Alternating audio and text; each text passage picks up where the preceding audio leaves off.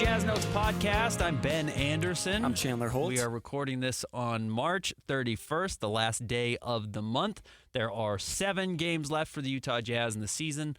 2 weeks from yesterday is the final game of the year. The Jazz are currently on a 5-game road trip, 4 games left to play on this road trip before they return home for 2 quick ones, and then back on the road in Minnesota to close the season. As always, we will look back at the week that was for the Utah Jazz. We'll look at their upcoming week. We'll talk about a little bit of news here and there coming up momentarily. And then we will wrap up the show with your mailbag, another big mailbag day. Got a lot of questions coming in. And, of course, we'll look at the NBA standings as well. But quite a bit going on, so excited to do that today. As always, read us at kslsports.com and appreciate you listening to this wherever you do, YouTube, Apple Podcasts, Spotify, whatever. Wherever you get your podcasts, I think we're there. Yep. All right, starting with some weekly news. Okay. Jordan Clarkson announced out for the remainder of the season. He got a procedure to address plantar fasciitis in his left foot. So we will not see Clarkson for the rest of the year. This brings up a question for me. John Collins, Walker Kessler, Lauri Markkanen are all out tonight. Colin Sexton is listed as questionable. Are any of those other guys, do you think we won't see them for the rest of the year? I wonder about John. Yeah. Again, there's just no... And we'll talk about this in the standings. There's really no push to win games. I don't know if you even have a one-game breathing room win. You win one game, you might finish with the second worst record in the NBA. Yes. Because we'll talk about it. Maybe we'll even expand beyond this week's of games. But Charlotte, pretty dicey. They get another win if they don't win tonight. And then same with Washington the rest of the way. So I don't think the Jazz want to pick up too many wins. I think there's a chance a couple of guys get shut down entirely. Like, I think we'll see Lauri again. Okay. Because the league has required that he plays some games. Yeah. Walker will play. And Sexton as well, I believe. And Sexton will play. Yeah. But, maybe not John Collins because of his ankle. Okay. So we'll see. One more piece of weekly news, a little bit of a feel-good bit of news for Jazz fans. The Jazz posted on social media yesterday them ending their practice with Taylor Hendricks making a free throw. Yeah. So nice to see him back out on the floor. And then he even jumps after. He fake Bryce sensible. chest bumps with Bryce and doesn't actually, but he jumps. It's amazing that the human body can go to what we saw in, what was that, October? Yeah. Whenever that was, November, whatever, early in the season, to standing up and jumping and shooting, and you can kind of see he looks bulkier and doesn't have anything on his legs. So he's still a ways out. I don't expect him to play in Summer League, but take it really slow next year. That was a very gruesome injury. Just let him get comfortable to playing basketball again. It might not even be next year that he bounces back. It might be 2 years that you fully see him. You're going to see him on the court next year. I'm just saying, I don't know if I'd go pedal to the metal with him next year. But cool sign to see Taylor back out there shooting the free throws within a season of him breaking his leg in half like he did. It was pretty gross. So. All right, now we can talk about the last week for the Jazz. An 0-3 week started with a 140-103 loss to the Grizzlies. That was a really bad game for a lot of reasons. Next up, loss to the Houston Rockets 121-110, and then a 129-93 blowout loss to the Nuggets in Denver. Will Hardy was pretty unhappy with one of the efforts and let the team know about it. Yes. And then it seems like they bounced back in their last 2 games, and he was a little less unhappy about how they played. But they really stunk it up against Memphis, and Memphis is playing so badly right now that they fired their coach not even mid-season, late season, which is almost unheard of. But that will be Taylor Jenkins' last win, I guess, of his career in Memphis. Yeah, I was looking at the stats from that Memphis game. One of the worst rebounding discrepancies I've ever seen. Yeah. It was 52-28 and then 64-42 points in the paint as a result. 33-8 in the second half. I think the Jazz had 4 offensive rebounds total. Yeah. That was a total non-effort by the team in the second half. It was pretty shocking how poorly they played. And yes, they have since bounced back. But as we talked about, outside of tonight's game against Charlotte, I just don't see a lot of wins on the schedule. Yeah. And that's probably okay with the Jazz, but that means you're also ending this season on a 12-game skid. But when they beat Washington last week, they'd already lost 10 in a row. There was a chance if the Jazz weren't careful, they were going to lose 22 straight to end the season, which really would have raised some eyebrows when it comes to tanking. Yes. So we can use that to transition into the next week for the Jazz. Starting, like you said, tonight. They're going to be in Charlotte facing the Hornets, who are currently the 3rd worst team in the NBA. And then in Houston on Wednesday, in Indiana on Friday, and then in Atlanta on Sunday, second to last week of the season for the Jazz. So here's the standings, league-wide. The Jazz right now technically have a worse record than Washington because they played one more game, they have one more loss. Yes. But they are sitting there at 16 wins, which for months now we've been saying pay attention to the wins, not the losses. You've got to play the same amount of games, so how many wins do you have? So the Jazz and the Wizards are tied at 16. The Jazz are only 2 wins back of the Hornets. So you win tonight, you truly can't win another game the rest of the year. Yep. Because I don't know if Charlotte's going to. Odds are they will. But I look at their schedule the rest of the way. Do you want to read what they have this week, and then we can look beyond that? Yes. So this upcoming week for the for the Hornets, hosting Utah tonight. Yep. In Indiana. Loss. Hosting the Sacramento Kings. Who are still trying to make the play-in tournament. Loss. And then hosting the Bulls. And the Bulls have been one of the better teams lately. They've been surprisingly good. Kobe White is playing awesome. Mm-hmm. So here's their next, as you mentioned, Pacers, Kings at home, Bulls at home. Grizzlies at home is interesting because they did just fire their coach, and maybe they're in a free fall. I think they're going to respond to firing Taylor Jenkins. They're going to play hard, so that's a loss. At Toronto's a big one, but we know Toronto wants to lose, but that's a losable game. Yeah. And then at Boston. Well, you're going to lose both of those, even though Boston may not play anyone the last game of the season, maybe even not the last 2 games of the season, but they're going to recognize they don't have to play anybody. Yeah. I still think Charlotte probably loses out. So I think if you lose tonight, you steer clear of them, and they are guaranteed the 3rd worst record in the NBA by the end of the season. And then it's just the Jazz and the Wizards. And honestly, you can't guarantee yourself number 1 overall. No. So I think you might as well say that's probably a victory. So losing tonight, though, I think is huge. What about Washington? What's Washington's schedule look like this week? For the next week for the Wizards, hosting the Miami Heat. The Heat have been really bad recently. They are atrocious. That is a toss-up. Hosting the Sacramento Kings, hosting the Magic, and then in Boston. Magic playing a little bit better. Mm-hmm. Obviously, you're not going to beat Boston. Yeah. At Indiana after that. So I'm bleeding into next week. I apologize, but I think there's a few enough games that we can start to kind of check if they're going to win any more games. At Indiana, probably a loss. The big one is at home against Philly. Yes. Philly is the worst team in the NBA right now. They are finding awesome ways to lose games. They're playing terrible basketball. And then again at Chicago. There's a chance at Miami, the last game of the season, Miami's not playing for anything either. Let me see where they are in the standings, where the Heat are, if they're going to make the play-in tournament. Sorry, I've got my full league standings pulled up.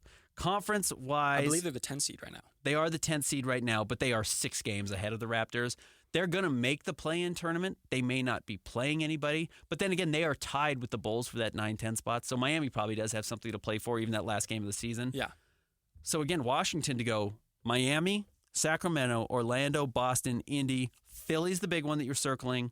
At Chicago, at Miami. They might not win another game either. True. I think there's a real chance they don't win another game. So if that's the case, and you know who the Jazz have coming up, which again, it's a more difficult schedule, but if the other team's not winning, period, it doesn't matter how difficult your schedule is. The Jazz may need to lose out. But the big one being tonight, probably the biggest game remaining in the season. Oh, absolutely. For the Jazz. And then if you look at the, just to put it all into one flat number for you, if you look at the remaining schedule strength for these teams, Utah has the 9th toughest, which is good. Hornets are right behind them at 13th toughest, and then Washington is at 17th. So all of these teams are right around the middle of the pack, but Utah does have top 10. Well, I guess that's a positive. Yes. You know, ideally, but none of these teams are all so bad. True. They don't have a chance. I will say this, ESPN still projects the Jazz to finish with the worst record at 17.4 wins, Washington at 18.2, Charlotte at 19.7. There's no chance Charlotte gets to 19. Yes. I don't see that. I don't know if Washington gets to 18. That means they would win 2 more games. Yeah. So I don't know if any of these teams are winning 2 more games. Yeah. Last week, though, we did talk about, and this is, I guess, good news for the Jazz, New Orleans and Charlotte played each other last night. New Orleans won. The better outcome would have been Charlotte winning, but because New Orleans won twice in this last week, they're already sitting at 21 wins. The Jazz have 16. No chance. No chance. Meaning the Jazz are going to finish with one of the 3 worst records in the NBA guaranteed, which guarantees you equal odds of landing a top 4 pick. Yep. And that, in a sense, I guess you've probably accomplished your goals. Yes. Since you can't improve your odds of getting better than that, the problem is you do have a chance to fall further in the draft, but you want to be top 4. I honestly, the difference between 5 in this draft and 7 in this draft probably aren't huge. Yeah. Like some team's going to want Con Kneppel, someone's going to want Common Malawash, someone's going to want Trey Jones, someone's whatever. Yeah. It's all going to be all over the place. Trey Johnson. I said Trey Jones. Trey Johnson. It's going to be all over the place. I don't know if you really know what you're going to be getting 5 through 8 until draft night. Yes. Where I think top 4, you have a realistic chance of like knowing Cooper's 1, Dylan's 2, Ace Bailey's 3, VJ Edge comes 4, maybe 3 and 4 swap around, and then we'll see 5. Kasparas Yakashonis in that conversation as well. So you just want to be top 4. You really want to be top 2. You really want to be top 1, and we'll see. Before we take a break, I have a list of ideas or topics for you surrounding the Jazz, And then do we want to project this week for the Jazz? What do we think? Oh, yeah. Because tonight's the big one. True. I think, especially with everyone who we mentioned is out, I say they lose tonight. I think they lose tonight. I think they go all out. They lose tonight, and they lock up one of the 2 worst records in the league. And Essentially, yeah. They're 3 wins back with 6 games to go. They're not going to pick up 3 victories. Yeah. With that, I say 0-4. Yeah. 0-4. Okay. So, yes, I have some ideas, topics for you, whatever you want to say. And then it's on you to buy, sell, agree, disagree, whatever. I haven't looked at these, by the way. Yeah. They're on the sheet. I just haven't looked at them. And I try to do them in like chronological order, starting from today. First, Jazz finished with the worst record in the NBA. I'm going to sell. Sell. Okay. I'm going to sell. I thought they were going to get there. Yeah. Washington losing to Toronto. Yeah. And who was their last loss? I have to pull up who they just lost to. It was impressive. Yeah. Oh, Brooklyn. They just lost to Brooklyn. Yes. Okay. You did beat Philly. I get it. You got to play Philly one more time. I think the Jazz are probably going to win one more game. Okay. I think all of these teams are probably going to win one more. So what if I say tied? Is that just a push? Yeah. Push. I think there's a real chance the Jazz and Wizards finish tied for the worst record in the league. Same amount of wins. Okay. 17 wins. Yeah. Next up, again, odds aside, Utah gets a top 3 pick in the lottery. Oh, off the top of my head, 42%, which I think is, you've got, that's exactly what it is, right? Whatever it is, that's your odds of finishing with the top 3 pick, and then you get a 10% to get 4. So 52% chance they sit top 4, and then whatever after that, 48% they're outside of it. So yeah, I mean, honestly, I have to go with the math. I believe the math. I trust the math actually works. So 42%. Next one, this one's interesting. Markkanen, Clarkson, John Collins, and Colin Sexton are all Jazzmen in October. Say the names again. Larry Markkanen, Jordan Clarkson, Collins, and Sexton. No. I'm going to sell on that. Okay. Yeah. Okay. At least one. At least one of those guys is gone for sure. Okay. Yeah. Next. I don't think we've seen Jordan Clarkson play his last game with the Jazz. True. He's got 1 year left. Yeah. I think he's a guy who could get traded at the trade deadline for a team that says, we'll take a flyer on a guy who can score and might be able to come off the bench a la Dennis Schroeder. Okay. But he probably still plays another game with the Jazz. Yeah. And then I don't know about the other 3. Next up, going into next season now, Utah trades for a former All-Star before the next trade deadline. And this will connect to something in the mailbag later. Sell. Okay. Yeah, I just, former All-Star that would come available, unless it was the Jazz just taking on, like, I'm trying to think of who's a washed All-Star that the Jazz are taking money and picks back for. You know what I mean? That's possible. Yeah. There are teams that are in the, in salary cap hell that need to get off of a player, and the Jazz say, fine, we'll take back, Julius Randle or whatever. Now, that's not what the Jazz are going to do, nor is that what the Timberwolves are going to do, but I'm just thinking along those lines. Yeah, Al Horford. Yeah, and Boston just loves him, so keep playing. Okay, and then last one here. Jazz finished with a top 16 record in the NBA next season. For context, number 16 in the NBA right now is the 36-38 Hawks. Sell. Okay. Yeah. And I think we may have a mailbag question about it. I think we do have a mailbag question about it. Yeah. There's actually a pathway for that to happen, but I wouldn't anticipate that. Okay. Yeah. Well, sorry to sell on all your ideas, other than, I guess, even I sold on the idea that all 4 of those guys will be back for the Jazz. So. Yeah. All right. Time for a break? Yeah, let's take a break. When we come back, we'll get to your mailbag. Stick around. More Jazz Notes coming up next.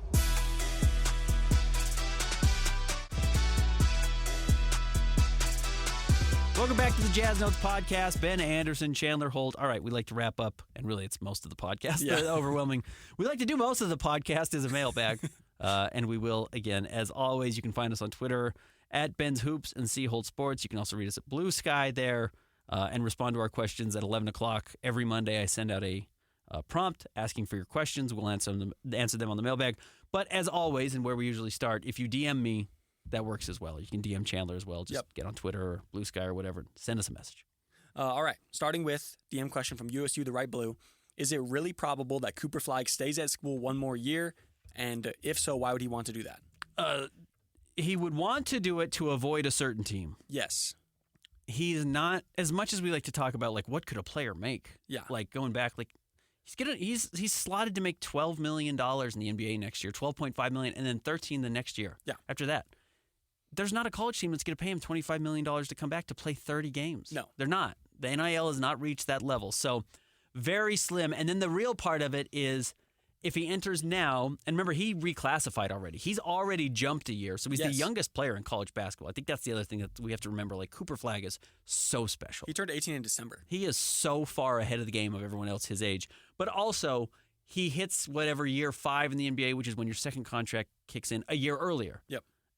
And if he scales the way we're expecting him to, he's going to continue to sign max deals, meaning the last year of his contract, with the way TV deals are going, like, his last year of his contract in his career is going to be $100 million in his life. Like, he will be on a 4-year, $400 million contract at some point, most likely. But if your body gives up before that, you don't get to that last year. So you want to get to the NBA as quick as possible, because at 33, you're still healthy enough to be in the NBA. At 34, you might not be, but you're still playing that last year of your career at 33 years old, and that's, your 15th year in the league. Yeah. That's why guys do want to get into the draft early. I would remind anyone, and I've seen this with BYU and Yegor Demon, like, is Demon going to come back to BYU next year? If you're the 30th pick of the draft this year, you make $2.5 million.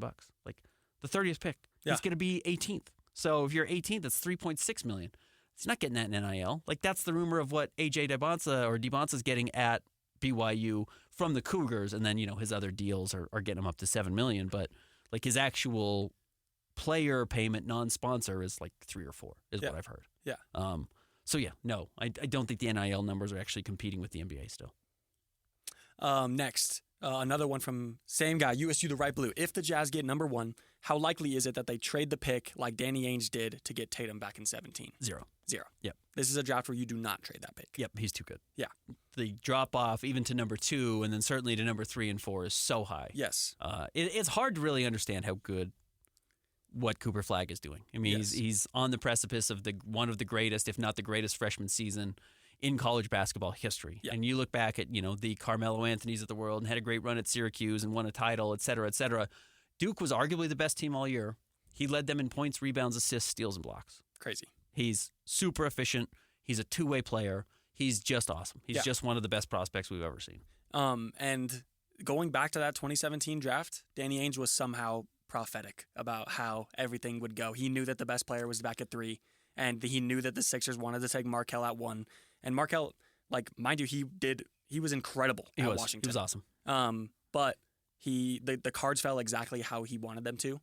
And here's the thing. He would have just taken Jason Tatum at 1, too. True. Like, the reason Danny traded back from 1 to 3 is because we knew the Lakers were taking Lonzo Ball at 2, and Philly was trading up to get a point guard because they had Joel already, right? Yes. Yeah, they already had Joel. Yeah. So we knew they were going to take a point guard. Yeah. Now, they still should have just wamboozled Danny and said, yeah, we'll move back, or we'll move up. We're going to take Markelle, and then just take a Jason Tatum. But that was not what anyone was thinking. Yeah. We all knew that Markelle was going to go number 1 overall. The Celtics didn't need Markelle, and Danny, worst case scenario, held on to the number 1 pick and would have taken Jason. Like, he knew what was happening. This wasn't necessarily like, I'm reading the tea leaves better than anybody. Yeah. He was going to take Tatum one way or another. Yeah. So, on Blue Sky now, from Alex from PGH. With only a handful of games left to go, is there anything the front office is still looking to learn about the young guys? Sure, you're always taking in some data point, but like, if Keontae goes on a heater the last 7 games of the season, it's like, okay, I've seen that. You probably, as we mentioned, like, Walker Kessler's shooting threes now. Like, you're trying some different things. I feel like I've seen, even though it hasn't really resulted in much, like, seems like there's some opportunities for Cody Williams to try and attack off the dribble a little bit more. Like, it seems like he's been set up to do that. Now, the problem is with Cody, he dribbles to the free throw line, is like, I'm getting bumped, I'm going to turn around and back out, which is, again, why he's just, so much of his development is determined on, or relies on him getting stronger and getting bigger, so we trust that he can go to the paint and it's not going to hurt him. But yeah, I think it's a lot of that stuff. Yeah. I was about to say, I feel like if Keontae goes on a heater or Isaiah posts 8 straight double-doubles, I feel like that doesn't really show the front office much. But if Cody starts, I'm not even going to say making shots. I just feel like making better decisions and like showing moves that he hadn't throughout the season, I feel like that would be something that the Jazz could take away as like, oh, we can build off of that. But it's not like they don't know what he can and can't do. Again, it's like they watch these guys in practice so much. They've seen so much more practice footage of these guys than actual game film. Yeah. They have a real good understanding of what these guys can and can't do and where they need to be worked on. So, honestly, no. Yeah. There's just not a lot to learn still. Maybe you let Oscar Tshiebwe cook and see if there's like a reason to bring him back on. I would imagine he's on a 2-year, 2-way deal. Yeah. Maybe he's only on a 1-year deal, but how you want to deal with that type of stuff more so. And even then, you probably send them down to the Stars because they're in the playoffs and you let them make a run. Yeah. All right, moving over to the extra replies now. First up from Dre Matashaw. Let's say the Jazz get Flag and want to contend next year. It's a real possibility. What stars are likely to be available? I see Zion, Booker, Trey, and KD on the block next year, and now the possibility of the Grizzlies tearing it down. Who would be the best fit? Best fit would just be the best player. Yes. I hate to be boring with that sense, so probably Devin Booker. Yeah. Devin has said he doesn't want to go anywhere. Now that's not up to him. Yeah. Unfortunately, you know what I mean. You can say that, and if Matt Ishbia falls into that trap of being like, well, he wants to be here, so we got to keep him. Loyalty's not great in the NBA. No. Loyalty's not good for you necessarily in the NBA, and it can be, and it can pay off. But probably Book, I guess, would make the most sense right now. KD's his window is so short. Zion is the myth of Zion, or the mythical aspect of Zion when he's on the floor and healthy, is great. He's just so rarely on the floor. Trae Young's always available. I think he's always available for a reason. Yeah. He's special. He's a really talented player. So maybe like Ja, then. Yeah. And you have to hope that Ja's really good. And Ja is good, but again, the nice thing is if you get Cooper, again, this is the hypothetical that Dre laid out there, that you get Cooper Flag, everything goes back to the drawing board. Yes. Right? And that includes John Collins and Lauri Markkanen and Walker Kessler and everybody. Everybody goes back to the drawing board of how do you fit next to the guy? Yeah. So that's where you move on from there. So I don't think the Jazz would make that jump to go after one of these players. And that's the thing is I feel like one of the worst things you can do in the NBA is make a rush decision. Yeah. Like with Matt Ishbia trading for Kevin Durant. Right. We see that blow up and be a mistake more often than not. Yes. And another sneaky name, I would say, I feel like this has been tossed around and always gets kind of laughed at, but Giannis. Damian Lillard just went down with blood clots and not really sure when he's going to come back. I assume there's some rumor in the playoffs, but not really sure there. And then Giannis has his whole career talked about how much he loves winning, especially since he's been one of the top 3 players in the NBA. He has compared winning to other things in his life, and he says that he likes winning more. So it's hard to say if the Bucks would ever let him go, but I feel like that is a sneaky contender for someone who could become available as well. I'm going to try something really quick. Here's what I'm going to say. Yeah. Memphis's head coach currently, he's interim, Yep. is finished. That's it. Yeah. That's it. You know what I mean? That's all. There might be interest there from Lauri Markkanen. Yeah. You know what I mean? If the Jazz were going to trade Lauri and Memphis has a Finnish head coach, maybe Lauri would be a little bit more willing to say, hey, I like that idea. That's a team I can go and compete with early on, and they're pretty talented, and I could play with some good guys. The question is, which guys are you actually playing with? Yes. And who's going where? And you look at Lauri making $42 million. They have the salaries to make things work. You know what I mean? Yeah. With a lot of different players. They've got a lot of good players on their team. So, anyways. Next question from Jimbo Slice. Now that the Jazz have purple... That's not really trying to be cryptic, hinting at anything. I'm just we've looked at Houston as a potential trade destination for Lauri, and a lot of teams would call him. Every team would call him Lauri. What do you want for him? We're interested. Yeah. Memphis, though, if they are making changes and overhauls to their roster and want to add another piece, they've got a lot of guys. They've got Ja, who makes 36. Jaren Jackson's about to sign a contract extension, depending on if he makes All NBA, and I don't know if he's going to hit enough games played to get there. Yeah. They've got Desmond Bane. You know what I mean? They've just got a lot of names that are tradable. Yes. Anyways, okay. Jimbo Slice. Now that the Jazz have purple jerseys as the official colors, are the official colors purple, black, and white, or is there baby blue in there just like the hockey club? It is salt white. It's the team purple. It is a black, whatever they call their midnight black or whatever it's called. So, yes, those are the official colors. And then, yes, the baby blue, it does have a name. I'd have to go back and look at their... Is it powder blue or something? Yeah, I think it's powder blue. Yeah. So I think technically it's an alternate official color, but yes, it is in their official color scheme that was laid out to us last year when they were introducing the jerseys. So I would imagine when they get a fourth alternate or a fourth jersey, I would imagine it'd be baby blue or powder blue. Yeah. I honestly have not seen. He asked if yellow and white are going to stick around as accents. I don't know. I mean, the yellow has always been a part of the Mardi Gras gold, but it's kind of a little bit weird, I guess, with the yellow and black, though that didn't stop them last time. Yeah. I kind of think we've seen enough of the yellow. I think I think there was enough blowback on yellow that it's gone. Okay. Next up from Caden. After last night's Pistons-Wolves fight, which was crazy, by the way, who on the Jazz is going to fight the most in their career? I would have said Kyle Filipowski before the season. Okay. Got the Duke reputation and kind of is he hasn't as much. Yeah. Now, again, my comp for Kyle Filipowski consistently has been Naz Reid, who was at the center of the fight in the last night. Yeah. Naz Reid. So I guess in that sense, he's still a good front runner. You know who's been much feistier than I expected is Isaiah. Isaiah Collier is chippy. True. And gets under a lot of guys' skin. Yeah. And seems to be cool with people, but it was like Jose Alvarado. I missed after the Nuggets game the other day, I saw Russell Westbrook pull Isaiah Collier aside. And I didn't know if he was talking to him about tips on how to play, or if something had happened in the game and he was like, that's not how you be a pro, or something like that. And by the way, everyone loves Russ, just so people know behind the scenes. I get he's super chippy on the court and the opponents don't like him. All of his teammates apparently love Russ. Yes. So I wouldn't be surprised if after he was like, this is how you be a pro, or stuff like that, good teammate type of stuff versus, chippiness. It certainly didn't look like they were angry. But Isaiah's a physically gifted. He's very strong and is chippy. So maybe I'd say him. Okay. Jordan Clarkson puts up his dukes at least once a season, gets into full fighting position. So and it's funny because Jordan behind the scenes is the nicest person in the world. Yeah. So funny that he's so willing to throw down. But anyways. Next up from Jazz Time Jones. Talk me off the edge with Cody Williams. He will play 10 minutes straight and I won't even notice he's playing. Yeah. That's the real problem with Cody. Yeah. It's I last year I remember Walker was struggling so badly. And you would just notice Taylor Hendricks coming in and playing hard. It's like, oh, Taylor got an offensive rebound. Why isn't Walker getting those anymore? Yeah. But at the same point, it's some rookies just aren't ready. It's just the truth, and you can't really care where they're drafted.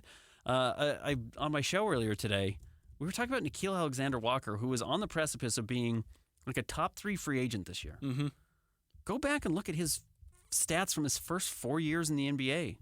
He played for his first 3 years in the NBA, because that's when he ended up with Utah. Yeah. He was awful, unnoticeable. Now, his numbers were still comparable or better than Cody Williams have been, but he just needed to turn 24 before he became a guy that was worth having on your team and really noticeable. And he even averaged 11 points a game his second year in New Orleans, but you never felt him out there. Yeah. So, and he played 2 years of college, so he was even a year older than Cody was when he got into the NBA.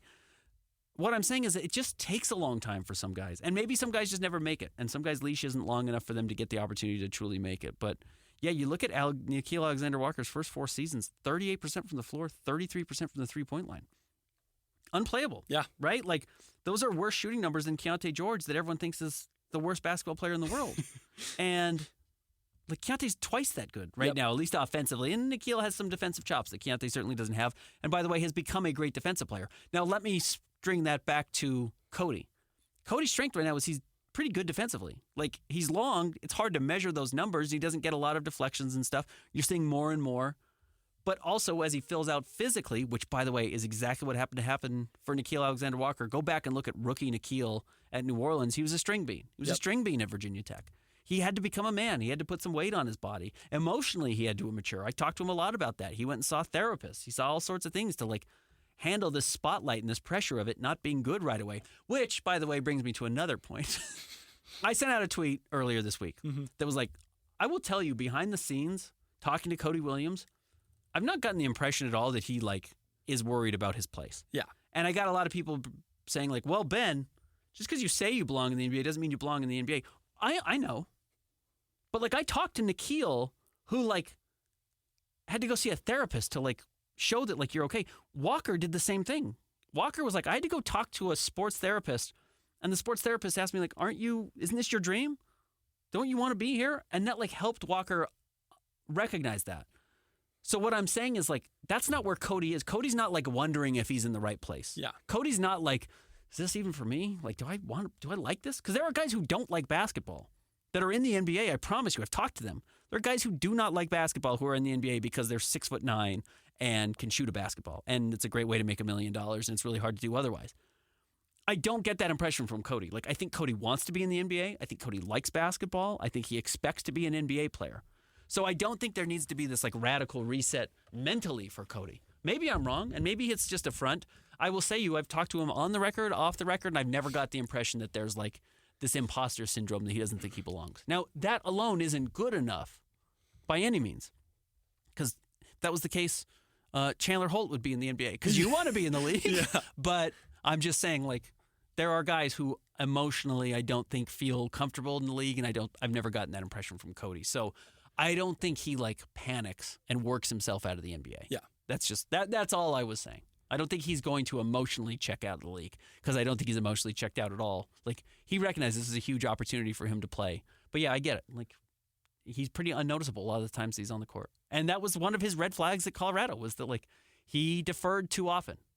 He's got to change that mindset. Maybe he doesn't. And if he doesn't, he's going to have to just become a really good role player, which, by the way, that's what Nikhil has turned into. Yeah. I'm not comparing these players to each other, so don't get it confused. But Mason Plumlee was drafted behind Giannis in the 2013 draft. He had a better rookie year. Of course.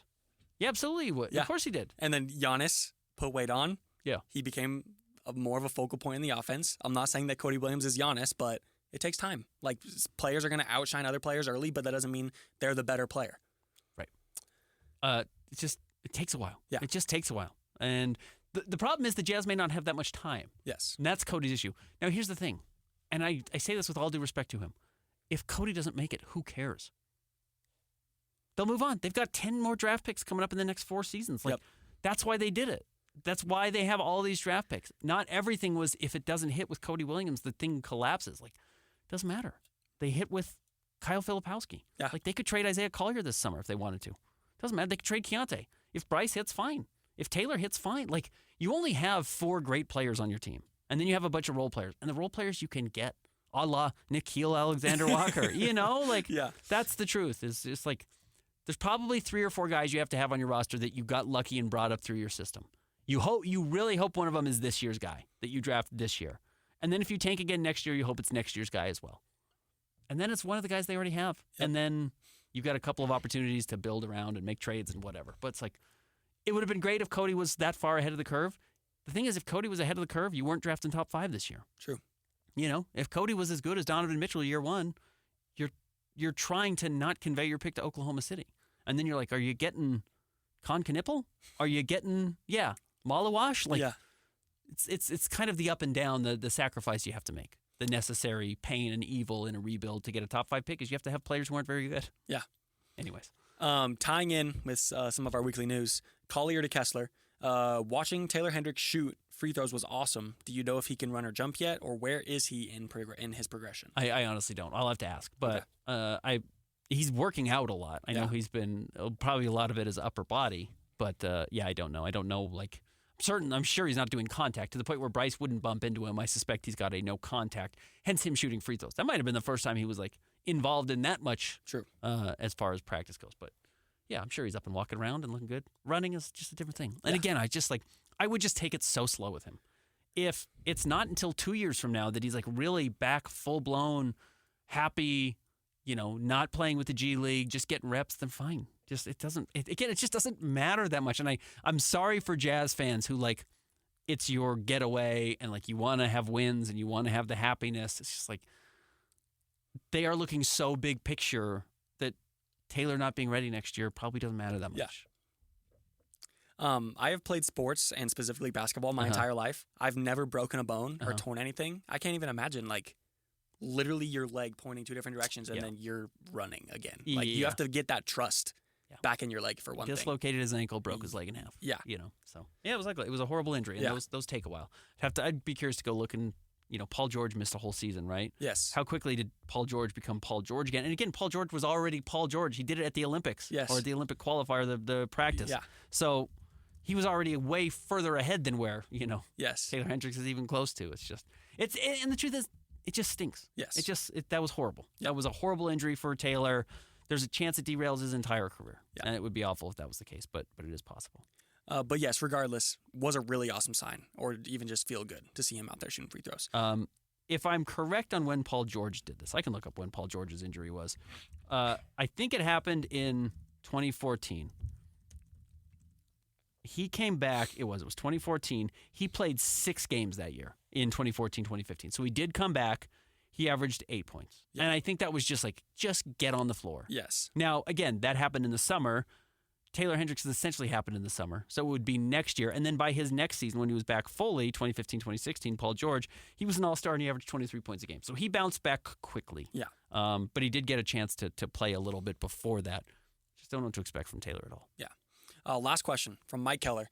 In this draft, would you prefer picks 3 and 22 or 5 and 14? 3 and 22. 3 and 22 for sure. Yeah. And I don't even think it's specific to the draft. I think it's specific to where the Jazz are right now.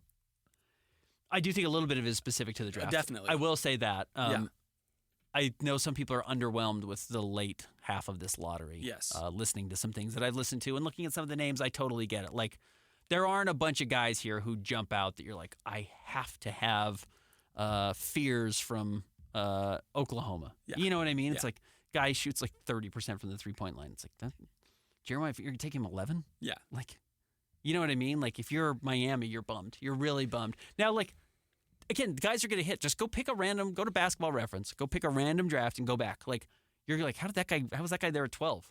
Like, that's going to happen again this year. Maybe it's Jace Richardson. Maybe it's Derek Queen. Like, these guys are going to be late lottery. But, yeah, the important thing is you want top 3. Yeah. You really want top 4. I think you want top 3. I know you want top 2, and you'd kill to have top 1. Yeah. But, like, man, there are guys that were projected in the mid-30s, mid-40s a couple of weeks ago that have had good tournaments that are back up to 20, you know? So I just think the top is more valuable. And the higher you are, the better.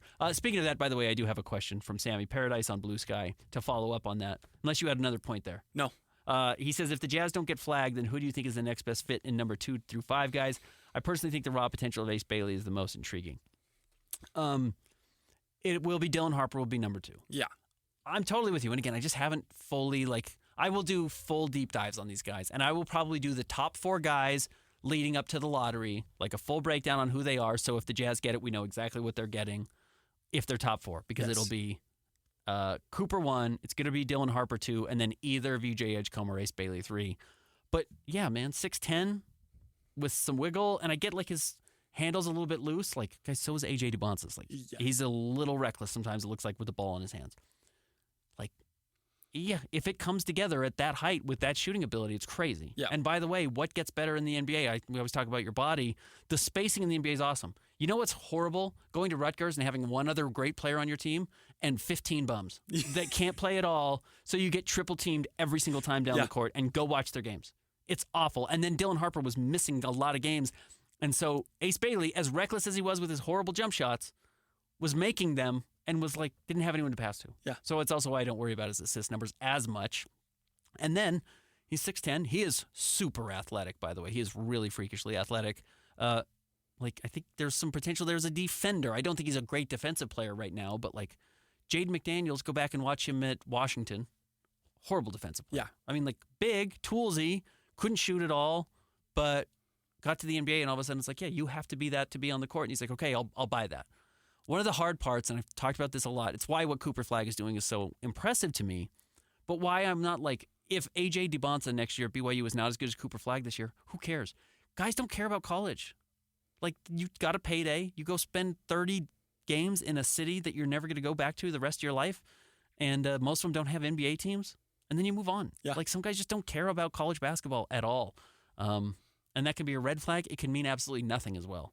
So, what did we see from Ace Bailey? Was his effort fully there at Rutgers?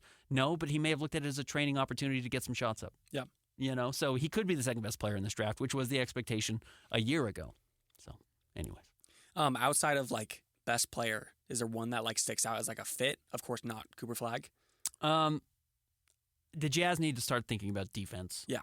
So, in that sense, I would not, if I was a Jazz fan, be frustrated by getting VJ Edgecombe, who has a chance to be a staple defensively on the perimeter of a guy who brings it every night. Yeah. And all of a sudden, as we've talked about, Walker, Taylor Hendricks, let's say Cody Williams does evolve into being physically capable of playing, and I think he's going to be a good defensive player, and VJ Edgecombe, all of a sudden you have 4+ defenders on your team. Okay, well that's the step. Yeah. The Jazz have a bunch of guys who like to score.